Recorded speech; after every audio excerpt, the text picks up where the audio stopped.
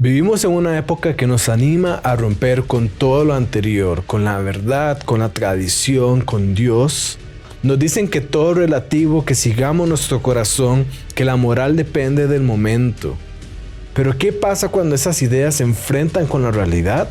Un artículo del New York Post revela que la depresión sigue aumentando y que las más afectadas son las mujeres y los jóvenes adultos. Pero no son precisamente las mujeres y los jóvenes adultos a los que nuestra cultura dice estar liberando. Hoy vamos a hablar de objeciones al cristianismo, de la cultura, de la fe y de la verdad. Y sí, también vamos a hablar de lo que pasa cuando Coldplay hace que algo se vuelva mega viral y tenga implicaciones teológicas importantes. Todo esto y más a continuación.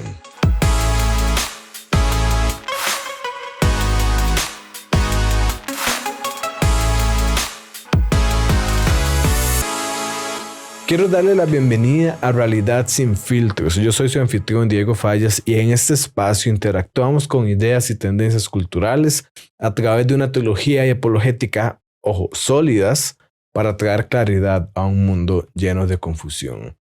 Y empecemos de una vez porque solamente si alguien ha estado viviendo debajo de una piedra por las últimas semanas o si no ha tenido ningún contacto con el mundo exterior, como si estuvo en un naufragio en una isla abandonada, haciendo que la película de Náufrago sea una película para niños en comparación, solamente quizás esa persona no sepa del escándalo del concierto de Coldplay, porque este se hizo mega viral en todas las redes, en todas las plataformas, a lo largo y ancho de todo el mundo. Yeah. Oh, look at these two. All right, come on. You're okay?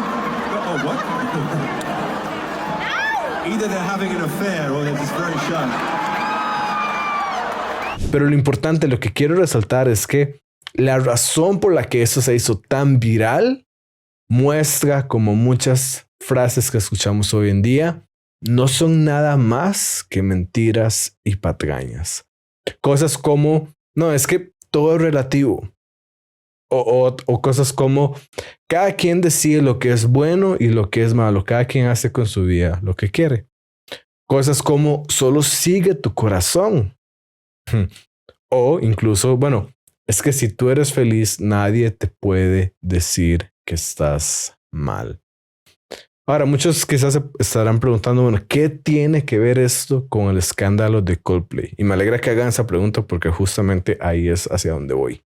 Lo que tiene que ver es que si esas cosas fueran verdad, si estas frases fueran verdad, no habría ningún escándalo de Coldplay. Este tema que fue tan viral no hubiera sido tan viral. Por ejemplo, si fuera cierto que todo es relativo, ¿por qué hubiera sido algo llamativo que alguien estuviera teniendo un amorío en un concierto de Coldplay? Si todo es relativo, al final no podemos decir que eso está mal.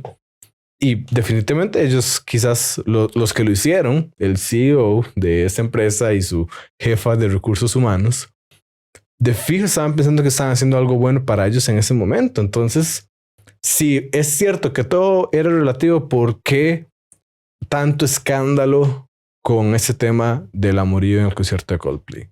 Si fuera cierto que cada quien decide lo que es bueno y lo que es malo, bueno, nuevamente, ellos estoy seguro que estaban seguros que estaban haciendo algo bueno para ellos en ese momento. Y si ellos decidieron que eso era algo bueno, ¿quiénes somos todos nosotros, un montón de intolerantes, para decirles que están mal? Pero bueno, las redes virales nos dirán otra cosa. Si es cierto que solamente debemos seguir nuestro corazón y hacer lo que nuestro corazón diga, bueno, más bien entonces deberíamos aplaudirlos a ellos porque ellos estaban siguiendo su corazón, porque ellos querían tener ese amorío, querían probablemente ir a ese concierto. Quizás no ahorraron porque tenían sus millones para pagar la entrada, pero sacaron de su presupuesto para ir a ese concierto, se alistaron, planearon el transporte, planearon la hora. Ellos estaban siguiendo su corazón. ¿Quiénes somos nosotros nuevamente para decirles que estaban mal? Si es que eso fuera cierto. Y la última, de que si eres feliz nadie te puede decir que estás mal. Bueno, ellos se veían pienso yo, bien felices, ¿verdad? Al inicio, no después. No después ya cuando la primera reacción del CEO fue ocultarse y esa fue la segunda reacción de la jefa de recursos humanos. La primera reacción fue solamente estar asombrada, en shock de lo que está pasando. Pero antes de eso, antes de todo eso, ellos estaban felices.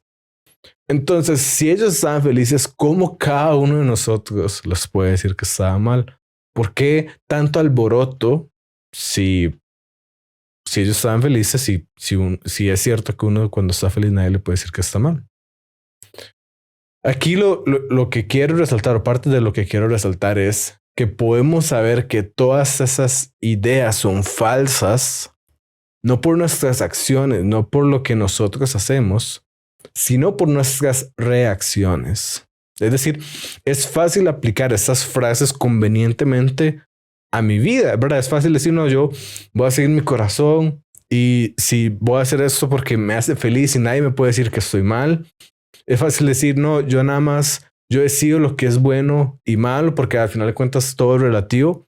Es fácil decir eso cuando aplica para mí porque me conviene. Pero nuestras reacciones muestran realmente cómo es la realidad.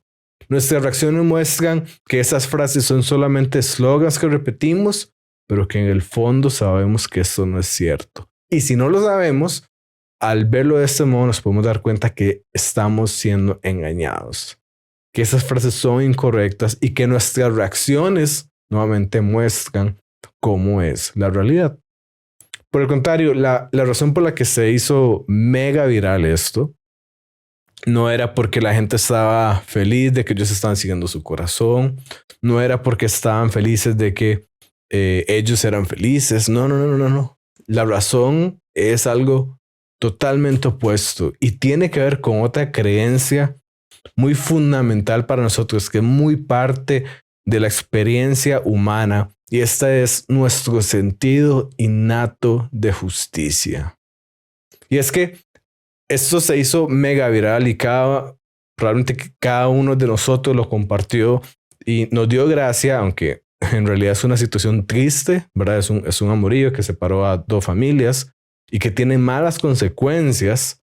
Pero la situación que está fuera de eso en general, todos la compartimos y dio gracia, porque fueron dos personas capturadas haciendo algo que no debían hacer.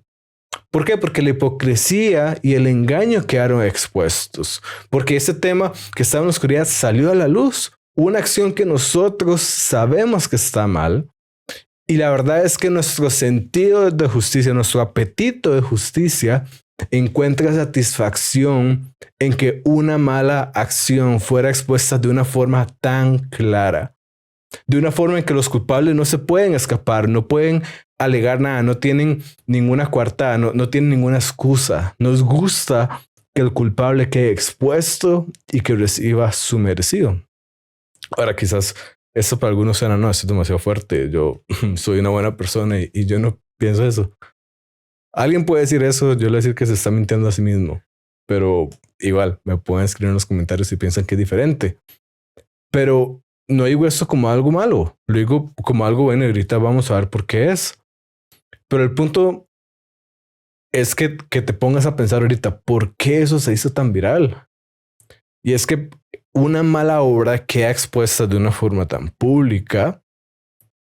Esto sacia nuestro apetito de justicia, que nosotros decimos, hey, si alguien hace algo malo, debe recibir su merecido. Ahora, esto pues es muy fácil de decir cuando aplica a otras personas, al igual que las frases que hablábamos al inicio. Queremos, sin embargo, negarlo cuando eso me aplica a mí.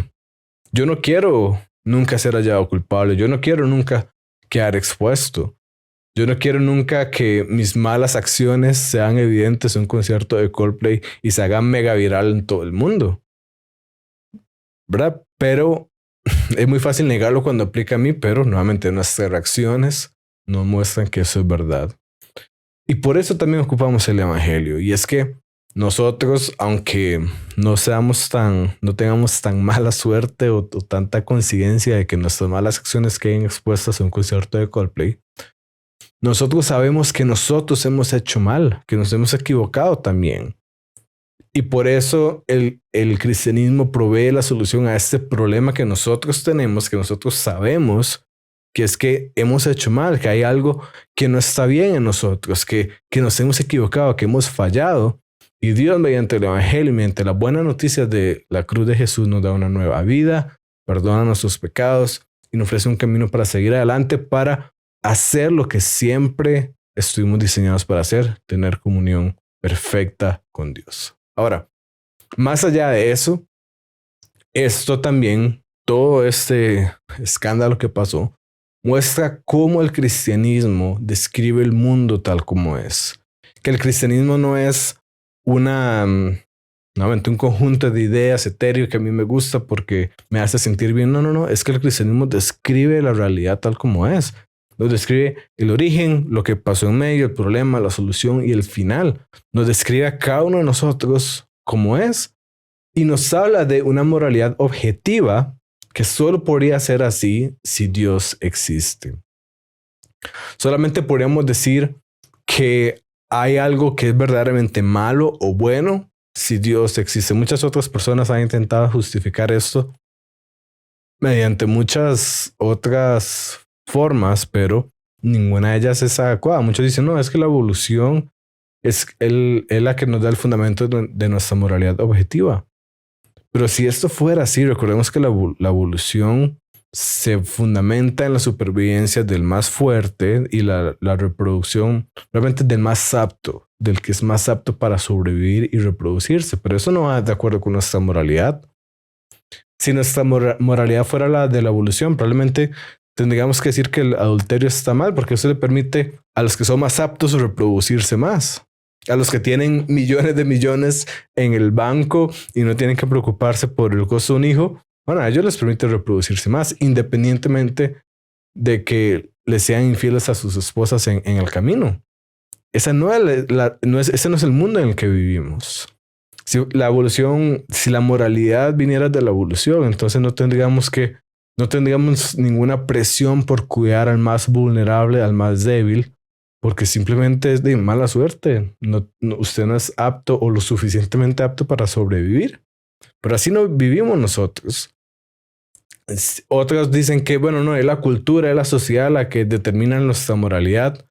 Pero si esto fuera así, para empezar, nosotros no podríamos decirle a otra sociedad que está equivocada, como cuando el mundo entero le dijo al nazismo que está equivocado, que eso no era correcto hacer. Y también, si decimos que la cultura o la sociedad define lo que es bueno y lo que es malo, nos deja en una, creo yo, posición bastante incómoda, porque realmente lo que estamos diciendo es que los que definen lo que es bueno y lo que es malo son aquellos que tienen suficiente poder e influencia para determinar qué es lo que cree la sociedad o para moldear la cultura. Y no creo que muchos de nosotros queramos decir que nuestra moralidad, a final de cuentas, es determinada por aquellos que tienen suficiente poder e influencia sobre la cultura. Entonces, nuevamente, tiene sentido, es el punto de vista natural que nuestra moralidad objetiva provenga de Dios. Y esto nos habla de, bueno, para eso es necesario que Dios exista. Pero además nos habla de que nuestro sentido de justicia solo puede existir y solo puede ser saciado si Dios existe. Preguntémonos de dónde viene nuestro sentido de justicia. Nuevamente, la evolución no la justifica. La evolución, ¿verdad? Si hay un león que mata a un antílope, él no le debe nada a la mamá del antílope, que ya no tiene su cría, ¿verdad? Él está feliz, él cenó y ya. Ahí acabó todo. Tuviste mala suerte, ¿verdad? O era menos apto y ya, y punto. La justicia última en este sentido, como lo experimentamos los humanos, no existe en la naturaleza. No viene de la evolución nada más. Viene al final de Dios. Es una muestra de cómo Dios nos creó. Es un reflejo de Dios, de que Dios nos diseñó de cierta forma y nosotros buscamos esa justicia y nos debería llevar a Dios mismo. Es decir, nuestro sentido interno de justicia debería ser algo que nos lleve a Dios, porque decimos, hey, yo tengo este gran sentido de justicia. ¿Por qué está ahí? ¿Verdad? ¿Y de qué me habla? No podría haber justicia a menos de que no exista Dios, porque si Dios no existiera, hay un montón de malas acciones que no recibirían justicia. Hay un montón de acciones perversas que han hecho miles de personas a lo largo de toda la historia de la humanidad y que murieron y que no recibieron ninguna consecuencia al respecto. Solamente si Dios existe, nuestro sentido de justicia puede ser saciado, porque solamente un ser omnipotente, omnisciente, que todo lo sabe, que es amoroso, que es sabio, solamente ese ser puede impartir justicia y que tiene un carácter perfecto, que es lo que nos define más bien lo que es justicia, es lo que puede impartir justicia en el sentido último. Así que eso nos debería llevar a Dios mismo. Es una pista, es una señal que conduce directamente a Dios. Entonces, lo interesante es que vemos que la realidad sale a la luz, aunque no lo queramos, aunque queramos repetir estos eslogans y queramos creer esta mentira, vemos como la realidad sale a la luz de que Dios existe, de que la moralidad es objetiva, que nuestro sentido de justicia quiere ser saciado. Es muy fácil decir que todo es relativo, que nada más sigue tu corazón o que nada más importa que no importa lo que hagas mientras sea feliz, pero realmente no nuestras acciones, sino nuestras reacciones revelan la realidad, que es que hay una moralidad objetiva, hay un camino a seguir y que debemos seguirlo y será lo mejor para nosotros y las personas alrededor nuestro. Así que la próxima vez que alguien te diga que todo es relativo, pregúntale por qué a partir de este momento absolutamente nadie va a abrazar a su amante alguna otra vez en un concierto de Coldplay. Y muy bien, siguiendo con este tema de Dios y la moralidad, veamos este comentario que recibí en YouTube. ¿Te has topado con frases como que todo es relativo o que Dios es solo un invento humano o que la Biblia fue escrita para controlar masas? Si alguna vez te quedaste en blanco sin saber qué responder, te tengo buenas noticias. Y es que armé una lista con libros que responden a esos ataques con argumentos sólidos, ejemplos claros y buena apologética. Y están ordenados por tema para que encuentres justo lo que necesitas. Solamente entra a diegofalles.com/29 recomendados y descubrir recursos que te ayudarán a ver con claridad lo que otros quieren nublar con confusión. Lorenzo, él nos dice, ¿crees que la Biblia es la palabra de Dios? Pero solo fue un compendio de reglas, una guía de procedimientos para sustentar un sistema político en favor de unos. Piénsalo. A lo mejor querés saber algo que no sabes. Entonces, bueno, ¿qué podríamos decir al respecto? La primera es que sí, totalmente. Yo no digo que yo lo sé todo, ¿verdad? Yo nunca he afirmado ser omnisciente y no lo voy a hacer porque yo más que nadie sé que hay mil y una cosas que no sé y constantemente estoy evaluando lo que creo para asegurarme en la medida de mis capacidades de que eso sea verdad. Entonces, por ese lado, yo estoy con mi conciencia tranquila. Pero tú dices que yo creo que la Biblia es la palabra de Dios, pero solo fue un compendio de reglas, una guía de procedimientos para sustentar un sistema político en favor de unos.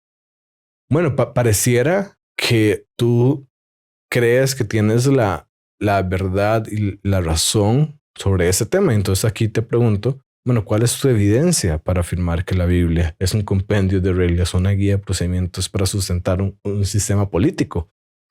Cualquiera que hace una afirmación debe ser capaz de sustentarla. Y eso es lo que yo hago mucho durante esos episodios. Es que yo afirmo cosas y el resto del video es sustentar porque yo estoy afirmando algo. Entonces, ¿cuál es la evidencia? Pregunto, para decir que la Biblia fue nada más eso, es un compendio de reglas, una guía de procedimientos para sustentar un sistema político. Y es que me he dado cuenta que muy comúnmente, demasiado comúnmente, me encuentro que este tipo de argumentos se repiten una y otra vez como slogans, como frases, sin tener ninguna evidencia detrás. Suenan disruptivos, tienen llaman la atención y lo hacen a uno tener una cierta superioridad moral, pero realmente muchas veces no hay evidencia detrás de esto. Y más bien yo argumentaría que la evidencia está en contra de esta afirmación. Y es que este argumento de que la Biblia fue hecha por motivos políticos para servir el beneficio de una gente en particular, creo que tiene un grave error, y es que este argumento asume que había una clase política que muchos piensan que es la propia iglesia, que creó para acumular poder, o que hizo la Biblia para no delegar o no dejar de tener el poder que ya tenía. Y ese argumento quizás funcionaría si la iglesia hubiera sido en ese momento lo que es ahorita. Y es que, o sea, si ese argumento fuera hoy, si la iglesia, alguna iglesia dijera, no, voy a hacer la Biblia en este momento, eso tendría sentido, porque ciertamente la iglesia tiene mucho que perder, ¿verdad? Hay mucha gente con medios económicos, hay mucha gente con influencias que pueden perder, entonces tiene sentido, o por lo menos sería viable, creo yo, sería algo bueno para analizar si la iglesia en el momento en cuando se hizo la Biblia y antes, cuando ya habían cristianos antes de incluso que la Biblia fuera compilada, hubiera tenido este poder e influencia, pero eso no es así. La iglesia en ese momento no era lo que la iglesia es hoy en día. Y este argumento entonces no funciona para los discípulos, por ejemplo. Los discípulos más bien no, en lugar de ganar influencia, en lugar de ganar poder o dinero, más bien lo perdieron todo. ¿Verdad? Fueron perseguidos, encarcelados por su fe, muchos de ellos asesinados por su fe. Y así que si hicieron algo para mantener un sistema político, fracasaron enormemente, enormemente. Y los primeros que tuvieron que haberse sido beneficiados, y fue que hicieron ellos, eran los propios discípulos. Y ellos, nuevamente, si es así, fracasaron enormemente. Este argumento tampoco funciona para Pablo, quien más bien él tenía poder, tenía influencia porque era ciudadano romano, porque era fariseo, pero más bien él perdió todo el poder, perdió toda la influencia que tenía por predicar a Jesús. Y terminó escribiendo una gran parte del Nuevo Testamento más bien. Entonces, ¿cómo lo que este argumento funciona con Pablo? Es decir, estamos diciendo que Pablo hizo cartas del Nuevo Testamento para controlar políticamente a las masas cuando él ya podía de alguna forma hacerlo antes, y él perdió absolutamente todo, sus medios económicos, sus medios sociales, sus medios políticos, para hacer algo que ya más bien está en una mejor posición para hacerlo. Eso no tiene sentido. Eso no funciona para Pablo. También otro malentendimiento es que se piensa que la Biblia fue compilada y hecha en un concilio, ¿verdad? Cuando la iglesia, cuando ya se desarrolló el tiempo, el cristianismo dejó de ser perseguido. Y entonces fue hecho en un concilio cuando la iglesia decidió qué texto iba a ser sagrado. Sin embargo, si nosotros afirmamos seguir la evidencia a donde lleve, si nosotros afirmamos que, bueno, nosotros queremos creer lo que es verdad y estamos dispuestos a seguir la evidencia, tenemos que la evidencia está exactamente en contra de esto. Toma las palabras de Bruce Metzger, el crítico textual más importante del siglo pasado, y él dice: la Biblia es una lista de libros autoritativos más que una lista autoritativa de libros. Y yo sé que esta frase al inicio puede sonar un poco enredada, pero entonces voy a explicarla. Él dice primero que la Biblia es una lista de libros autoritativos. Aquí lo que nos está diciendo es cómo fue el proceso de compilación de la Biblia.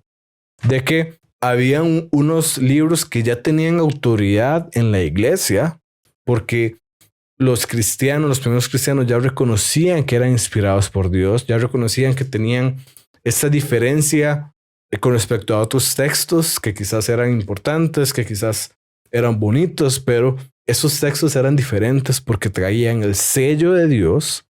Y entonces estos libros en las comunidades cristianas en general ya eran reconocidos como autoridad. Y entonces la Biblia lo que hizo fue poner estos libros, hacer una lista de estos libros, hacer una colección de estos libros. Entonces tenemos que es una lista de libros autoritativos, una lista de libros que ya tenían autoridad. Y siguiendo con la otra parte de la cita de Metzger, él nos está diciendo, y eso no es una lista autoritativa de libros, que es la posición que normalmente, la posición que normalmente se escucha, es que los libros no tenían autoridad en sí mismos, sino que era la lista la que tenía la autoridad, que fue un concilio donde ellos dijeron, estos van a ser los libros que van a ser sagrados de hasta este momento. Voy a exagerar que el día de ayer este libro fue escrito ahí por alguien que estaba borracho y que nada más, no sé, escribió lo que quería escribir, pero a partir de hoy, como la lista tiene autoridad, este libro va a ser incluido en la Biblia. Esto no es lo que está pasando, ¿verdad? La que tiene autoridad no es la lista, son los libros que nada más se compilaron en una lista. Son muy diferentes estas dos cosas. Y es que, y no me tienes que creer a mí, no le tienes que creer a Bruce Metzger, le puedes creer incluso a Bart Ehrman, quien es uno de los críticos del cristianismo más famosos y más férreos que hay, que él sabe de lo que habla. Es un crítico textual también del Nuevo Testamento, pero no es cristiano, es agnóstico, algunos dicen que es ateo, y él argumenta una y otra vez en contra de la historicidad de la resurrección de Jesús y un montón de otras cosas. Pero Bart Ehrman, la evidencia es tal que él mismo dice, yo no estoy en desacuerdo con lo que Bruce Metzger, quien fue el mentor de él, afirma, y él mismo también afirmó en un libro al respecto.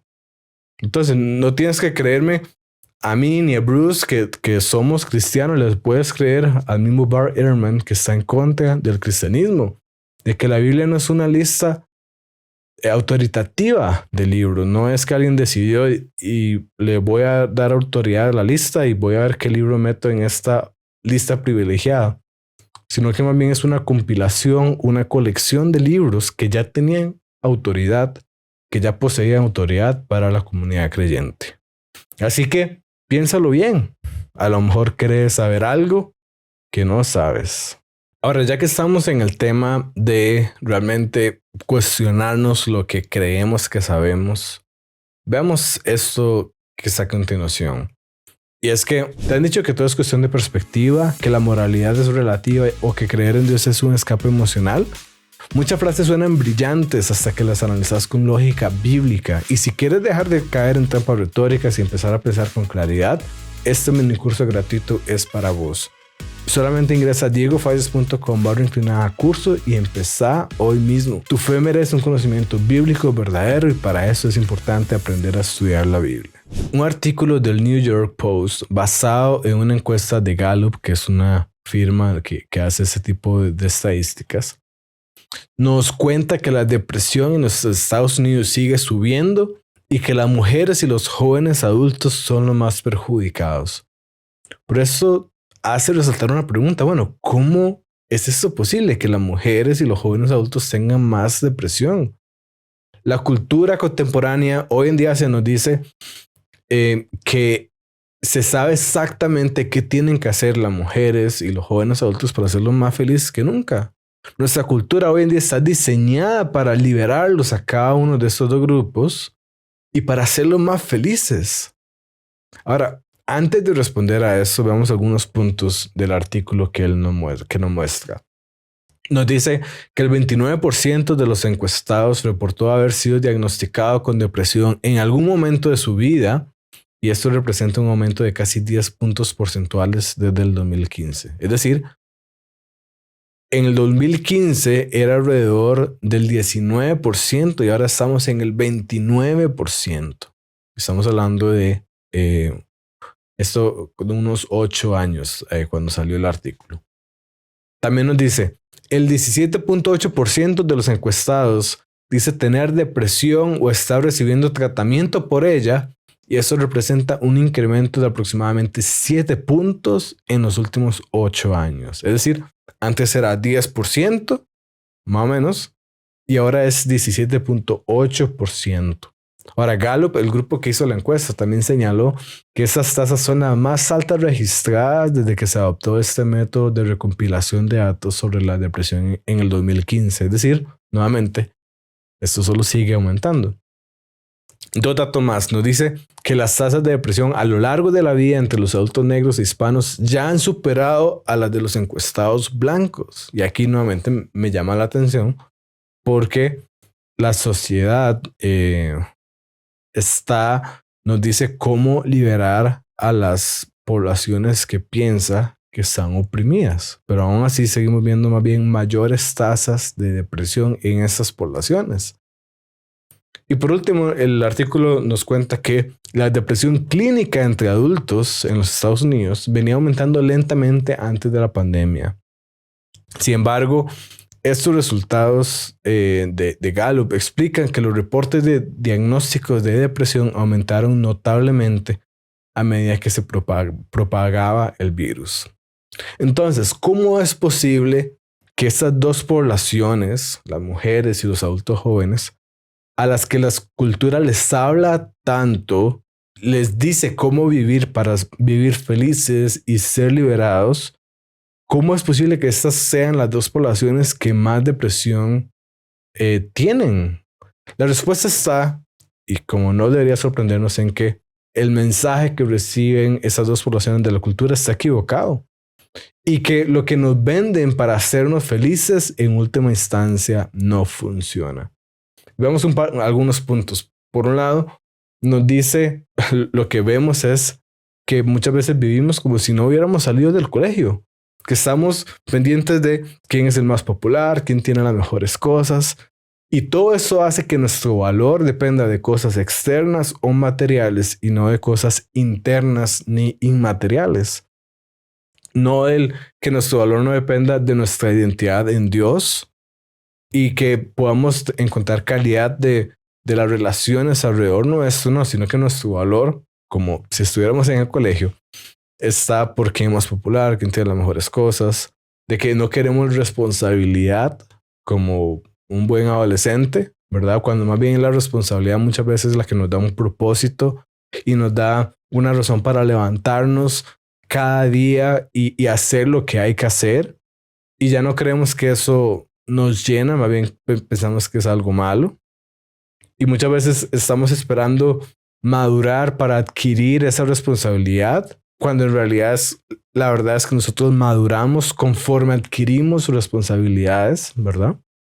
Otra razón de esto es que hemos sido formados como consumidores en lugar de constructores. Es decir, se nos anima a consumir, a vivir el momento, ¿verdad? A probar de todo, a consumir experiencias como si eso nos fuera a hacer felices, en lugar de construir una vida con propósito, con esfuerzo y compromiso.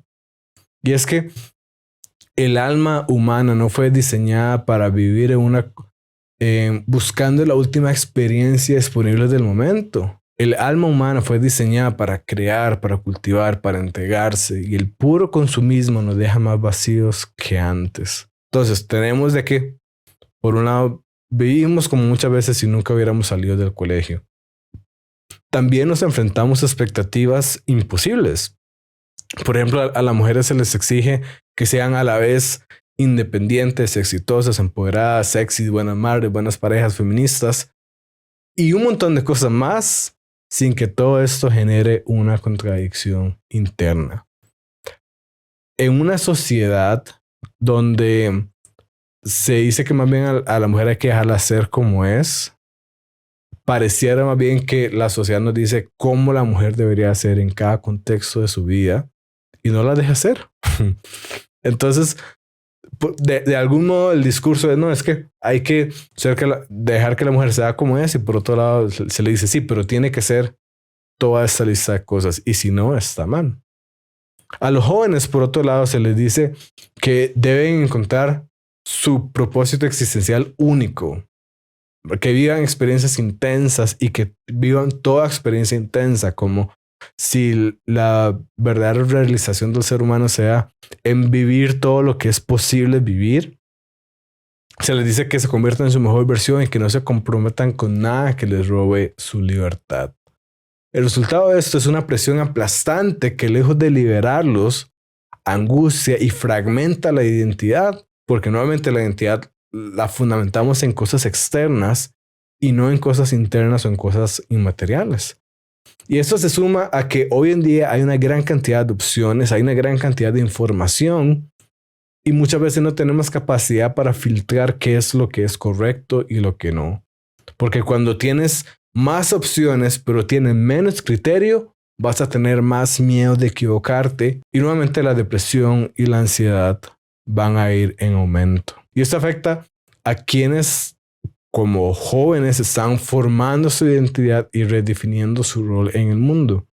Si tienes a alguien que no sabe quién es, le das infinitas opciones y no le das ningún criterio para decidir qué está bien y qué está mal, el resultado inevitable es ansiedad y depresión.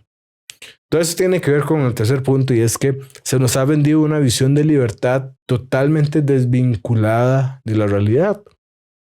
A ambos grupos, a las mujeres y a los jóvenes, se les ha dicho que para ser verdaderamente libres y felices debe romper con todas las estructuras tradicionales, que la mujer debe romper con el matrimonio, con la maternidad, con roles femeninos clásicos, como si todo esto fuera algo malo o cosas que hay que evitar. No digo que hay avances que se han hecho y que deberían haberse hecho, pero hoy en día se está rompiendo con todo lo que es tradicional, y a los jóvenes también se les dice que debe romper con la religión, con la familia, con los compromisos a largo plazo, con los límites objetivos, con la responsabilidad.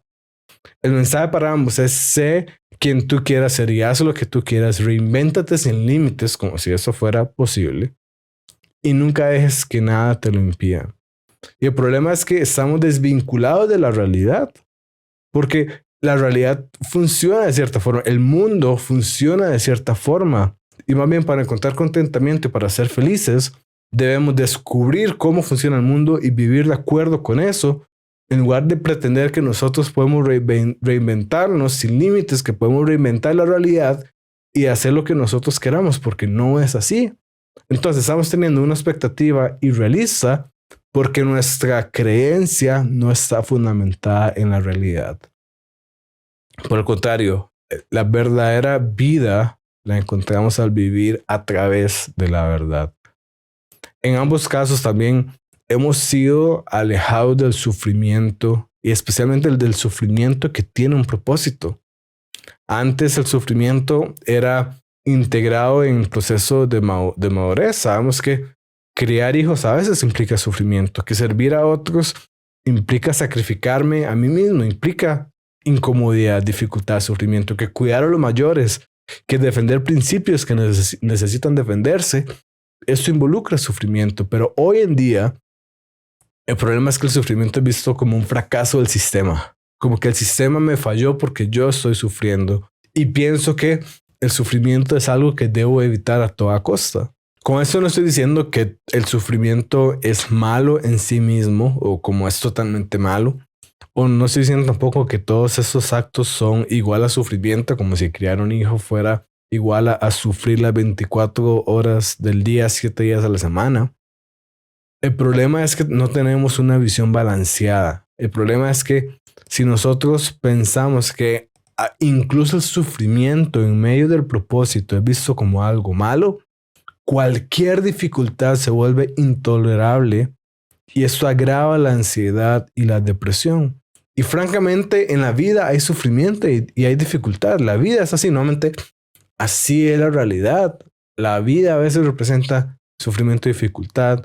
Y si negamos esto, no vamos a poder vivir adecuadamente y no vamos a saber cómo comportarlo. Otra cosa que vemos hoy en día es cómo se nos intenta vender la idea de que el mundo se divide en dos, que son los oprimidos y los opresores, los que tienen privilegios y los que no tienen privilegios. Esto formalmente se conoce como la teoría crítica de la raza, pero más allá de liderarnos, más allá de hacernos progresar, hace sentirnos a las personas como indefensos, como resentidos. Nos hace demandantes y exigentes sin ninguna justificación. Y esa teoría no solamente es falsa. El problema, como estábamos hablando antes, es cuando no sabemos distinguir lo verdadero de lo falso Y entonces nos engañamos por mentiras que son muy hábiles, que parecen verdad, que tienen una perla de verdad, pero están envueltas en una mentira completa. Y es que sí, es cierto que diferentes personas empiezan en distintos lugares en la vida, pero la verdad y más importante que eso es que vale más el esfuerzo y lo que tú decidas hacer que cuál fue tu punto de partida. Alguien en una compañía puede empezar desde cero y por su esfuerzo, dedicación y compromiso puede escalar posiciones y llegar a tener una posición importante en la compañía. Y alguien que heredó una compañía la puede arruinar en semanas, ¿verdad? Alguien que nunca hizo nada para estar ahí y que es la situación más común con aquellos que heredan compañías, que los hijos que no saben lo que cuesta, el compromiso que hay que tener para tener una compañía, normalmente la terminan quebrando. Entonces, no importa tanto dónde empezaste en la vida, importa lo que hagas desde el lugar donde estás en tu vida. Y hay un punto muy importante que me quiero centrar un poco y es que vivimos en una época donde estamos hiperconectados, pero no tenemos comunidad. Y esto tiene que ver con el impacto de las redes sociales. Y no es de sorprender, para mí, lo que hablaba del artículo, de que todos esos índices aumentaron en la pandemia.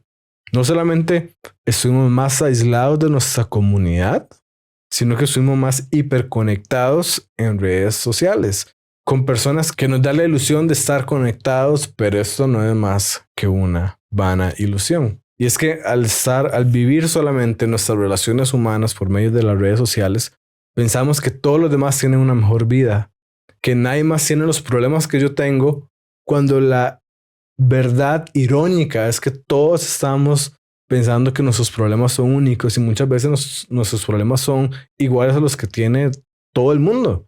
Pero como no estamos conectados, como no vivimos en comunidad, como no profundizamos en las relaciones, todos pensamos que nuestros problemas son únicos, cuando no es así. Por eso debemos buscar, y eso es algo muy importante, relaciones profundas y significativas con un grupo reducido de amigos que tengan un buen carácter. Y ahí hay 3 condiciones sumamente importantes. Primero, relaciones profundas y significativas. Nuevamente, nosotros no estamos diseñados para tener nada más 100,000 seguidores en redes sociales y ninguna persona con la cual verdaderamente relacionarnos a un nivel profundo. Ocupamos relaciones profundas y significativas, ocupamos ser vulnerables, ocupamos exponernos, ocupamos tener esa compañía humana. Entonces, 1, relaciones profundas y significativas. 2, con un grupo reducido de amigos. ¿Y esto por qué es? Porque el profundizar en una relación implica tiempo. Y si tú pretendes profundizar con, no sé, 100,000 personas, no vas a poder hacerlo. Entonces tienes que desarrollar un círculo alrededor tuyo donde tú dices, ok, esas son las personas en las que yo voy a invertir mi tiempo y que esas personas hagan lo mismo para construir una relación profunda y significativa. No lo puedes hacer con todo el mundo y tampoco francamente deberías hacerlo con todo el mundo. Y esas personas, el tercer punto, deben tener un buen carácter. Deben ser íntegros, deben ser personas de buenos valores que te motiven a hacer el bien, porque ellos tendrán influencia importante en tu vida, porque ellos te formarán también y tú te ayudarás a formarlos a ellos también. Entonces, en medio de esta época donde vivimos hiperconectados y sin comunidad, ocupamos buscar relaciones profundas y significativas con un grupo reducido de amigos que tengan un buen carácter.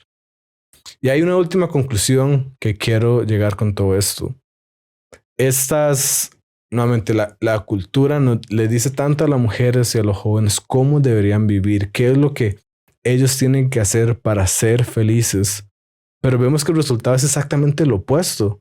Vemos cómo cada vez más mujeres y jóvenes están haciendo lo que la cultura dice que deberían hacer, pero al mismo tiempo vemos cómo los índices de depresión solo están subiendo. Y es que quizás nosotros como generación no sabemos tanto como creemos que sabemos. Nos gusta pensar en nosotros como los más sabios, los que saben cómo vivir, los que están siempre dispuestos a corregir los errores del pasado, pero quizás deberíamos tener una pausa y preguntarnos, bueno, quizás nuestros ancestros en algunas cosas eran más sabios de lo que nosotros creíamos. Quizás hay una razón por la cual algunas cosas han sido de cierta forma por muchos años atrás.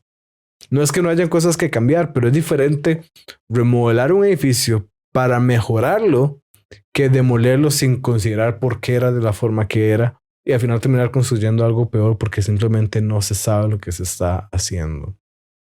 Ambas poblaciones, las mujeres y los adultos jóvenes, han sido animadas a desconfiar de sabiduría ancestral antigua de la religión, sobre el matrimonio, sobre la maternidad, sobre la comunidad, sobre Dios. Pero al cortar esas raíces, la consecuencia es que se quedan flotando en un mar de subjetividad sin ancla alguna, sin saber para dónde ir. Así que si tú verdaderamente quieres ser feliz, no te guíes por lo que la cultura te dice.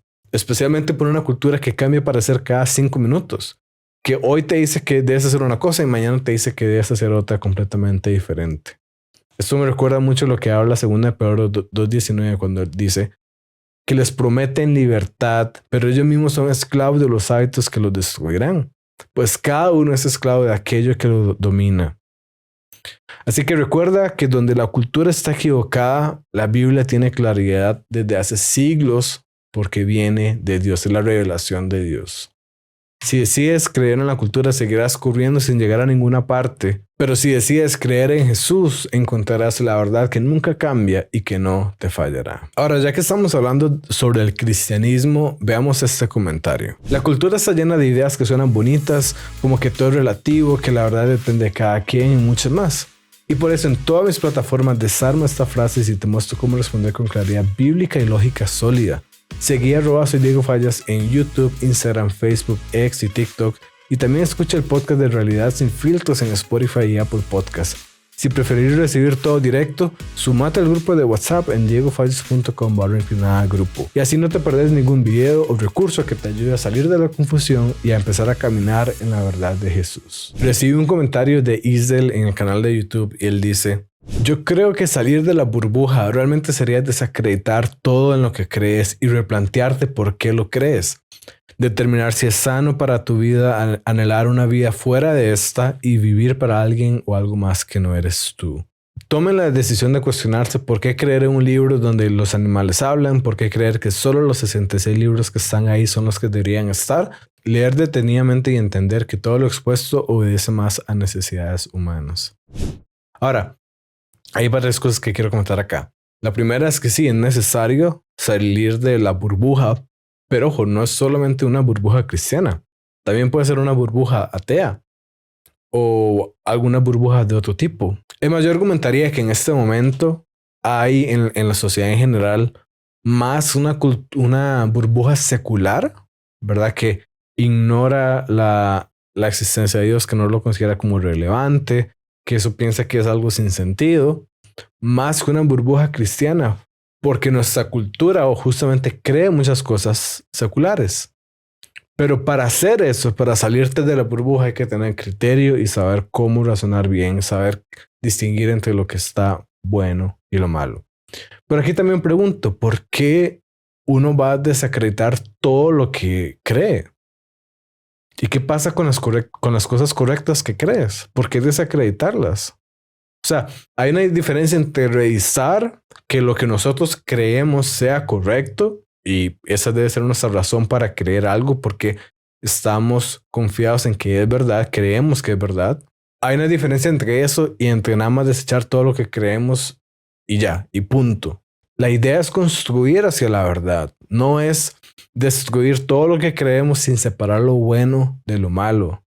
Y es que no es una virtud nada más botar todo sin cuidado alguno. Es una virtud quitar lo que haya que quitar y construir sobre lo que es bueno. Ahora, me llama la atención de que el comentario nos dice que debemos determinar si es sano para tu vida anhelar una vida fuera de esta. Y la respuesta clara es sí, es sano. Y las estadísticas así lo muestran.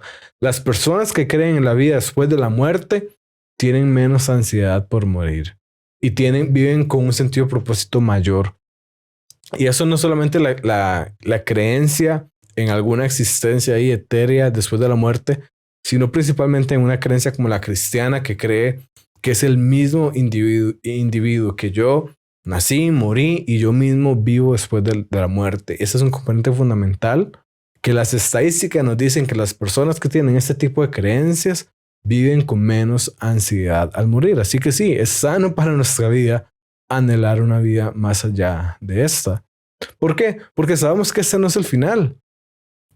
Nosotros sabemos eso y sabemos también que nuestra propia existencia es frágil, que estamos conscientes de nuestra propia mortalidad, que en cualquier momento cualquier cosa puede fallar y nosotros morimos.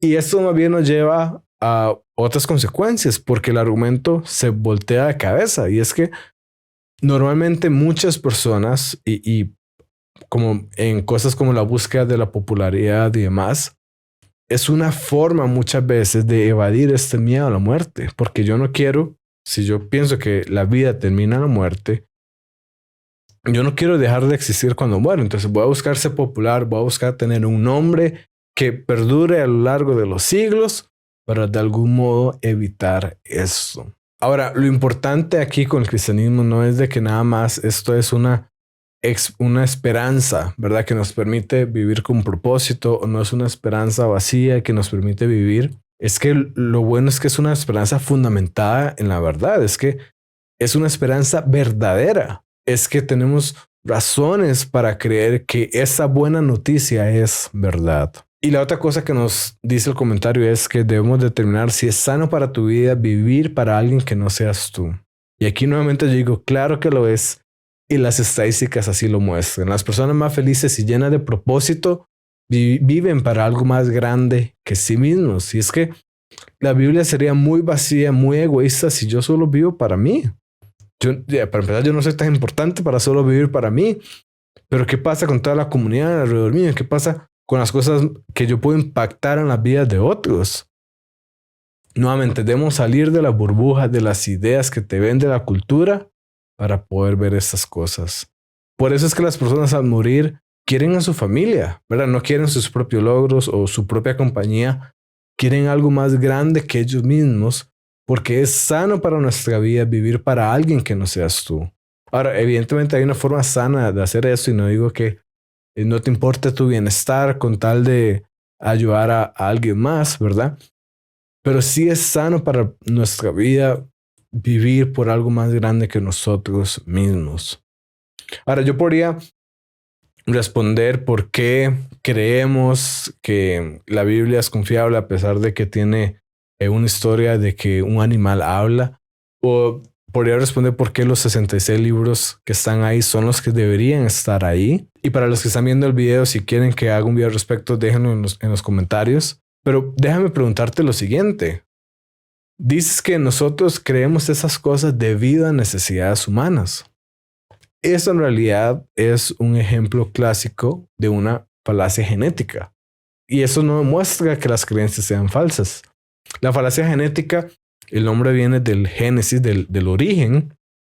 Y lo que nos dice es que es falso intentar decir que una creencia es falsa al explicar cómo se originó. Como en este caso. ¿Verdad?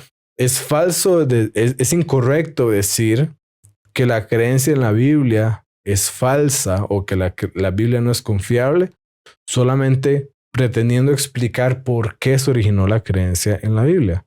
Al final, la Biblia es confiable o no si corresponde con la realidad, independientemente de cómo los seres humanos empezaron a creer en la Biblia. Por lo tanto, aunque lo que tú dices fuera cierto, de que solamente creemos en eso debido a necesidades humanas, eso no implica que la creencia sea falsa. Solamente concluiríamos que, bueno, tienes una explicación de cómo esa creencia surgió, pero ese no es el punto. El punto es si la Biblia es confiable o no. Así que termino con lo que tú empezaste. Debes salir de tu burbuja y realmente ver la realidad y buscar ajustar tus creencias a la verdad, a la realidad.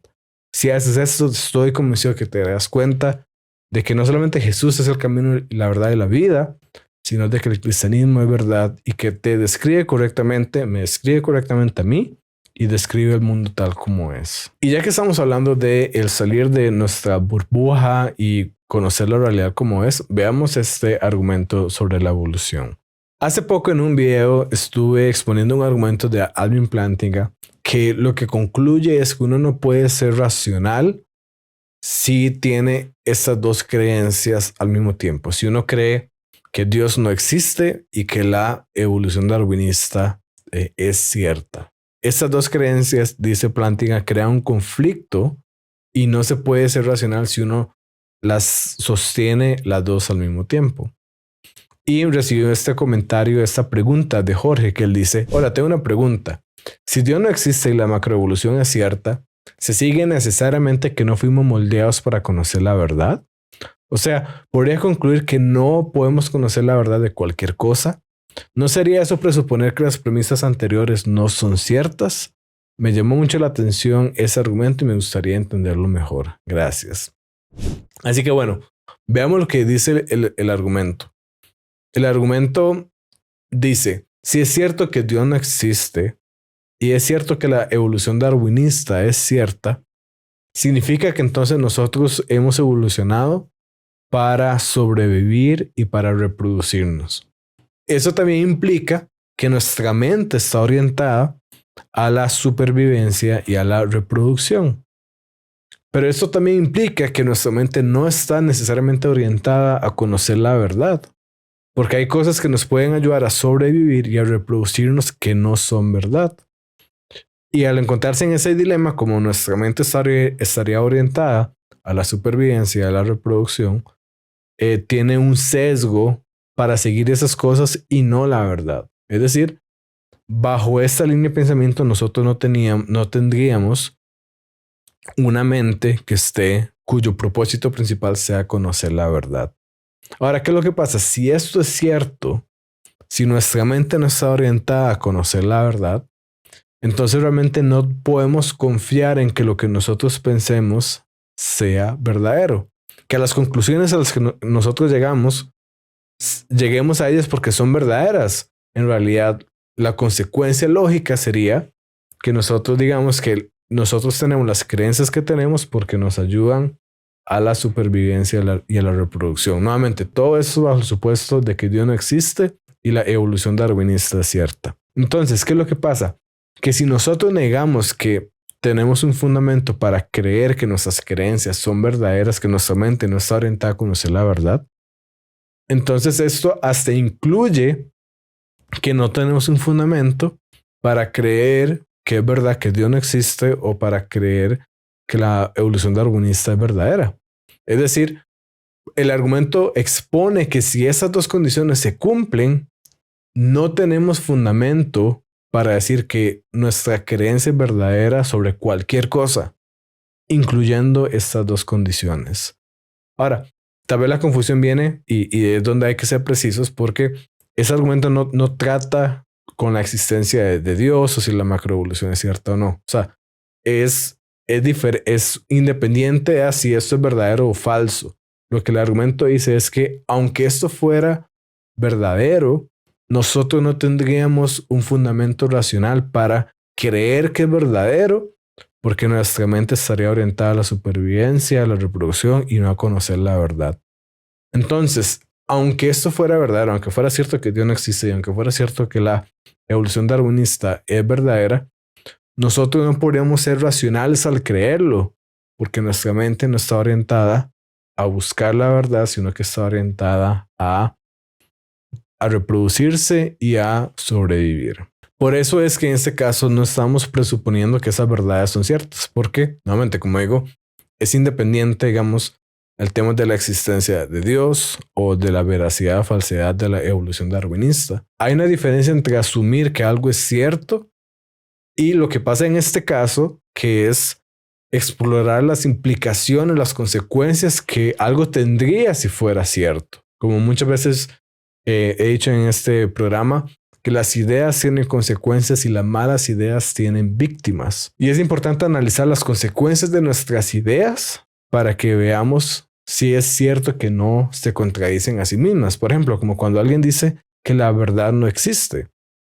Ahora, cuando yo refuto eso, no es que necesariamente esté asumiendo que la verdad existe para refutarlo. Es que si fuera verdad que la verdad no existe, eso sería una verdad. O sea, la persona que está diciendo la verdad no existe, está diciendo es verdad que la verdad no existe.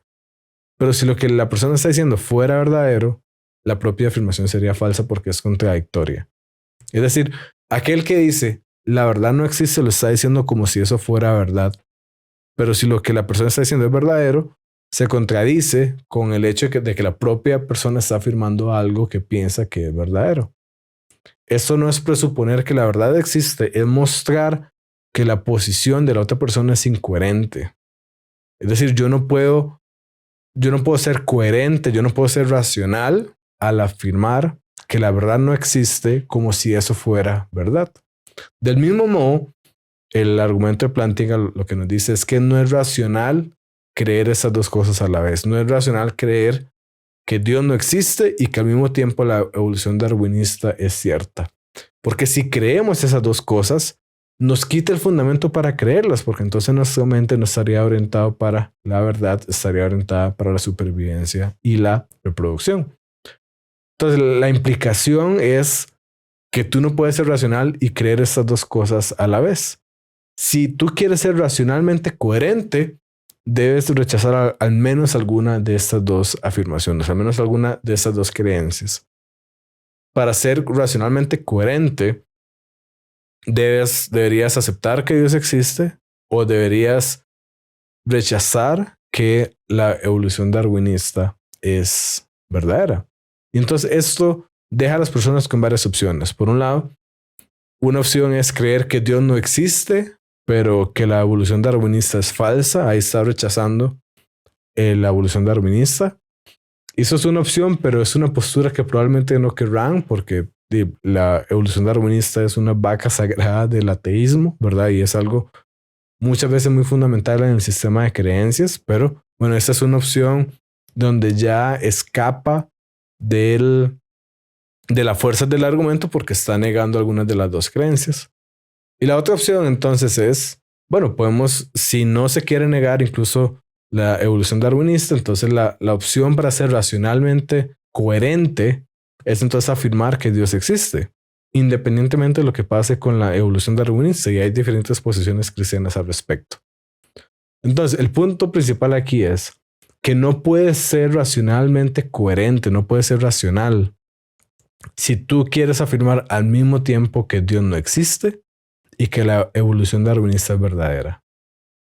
A menos que estés dispuesto a aceptar que no tienes fundamento racional para tu creencia, la persona que afirma esas dos cosas debe abandonar alguna de las dos. Y con eso terminamos este programa el día de hoy. Gracias por conectarte, gracias por estar aquí presente. Quisiera probar algo nuevo y es que estas respuestas que hago de comentarios, bueno, también hacerlas de audios. Entonces, si te interesaría, si tienes alguna pregunta, si quieres que viera algo en el programa, puedes enviar un audio corto, conciso, de menos de 30 segundos con la pregunta clara al número que aparece aquí en pantalla y puede ser que sea parte del programa en alguna respuesta o algún video también. Así que bueno, con eso terminamos. Gracias por conectarte. No te olvides de compartir, de comentar, de suscribirte y gracias por estar pendiente a Realidad Sin Filtros.